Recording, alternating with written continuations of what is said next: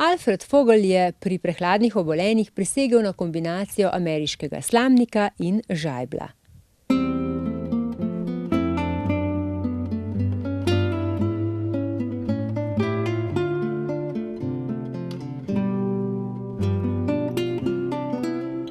Zimsko obdobje je obdobje, ko sta žrelo in pa grlo bolj izpostavljena. To ne preseneča, gre dejansko za obdobje, kjer je nekoliko bolj hladno in zaradi tega je tudi odzivnost naših imunskih celic nekoliko slabša, ker smo slabše prekrvljeni v teh predelih.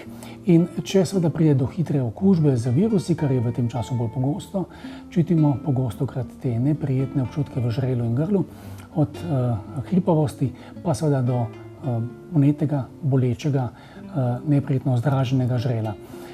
Narava je tukaj pravzaprav prva violina, ki nam lahko pomaga pri mnogih težavah. Tudi Alfred Fogel je v ospredju izpostavljal predvsem kombinacijo žajblja in pa ameriškega slamnika. Zato smo v teh tednih uvedli v Slovenijo novo zdravilo, ki se imenuje Slavisan, ki ima to edinstveno kombinacijo. Zakaj gre?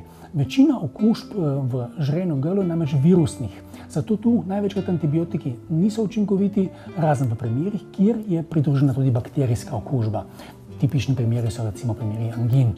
Skratka, ko gre za virusno okužbo, je pomembno, da delujemo čim bolj na nevtralizacijo virusne okužbe, pa hkrati tudi na to, da zmanjšamo neprijetne simptome. In ravno kombinacija ameriškega slamnika, ki deluje protivirusno, in pa žajbljeve tinkture, ki deluje protivnetno in protibolečinsko, da v tem zdravilu Slavisan, ki je v obliki pršila za hitrejše delovanje, pravzaprav to dobro kombinacijo pri tipičnih virusnih okužbah, bolečem grlu, kot jim sicer rečemo ljudsko. Skratka, z zdravilom Alfreda Fogla Slavisan si lahko v tem času lepo pomagamo, da bo težav z vnetim žrelom in grlom čim manj.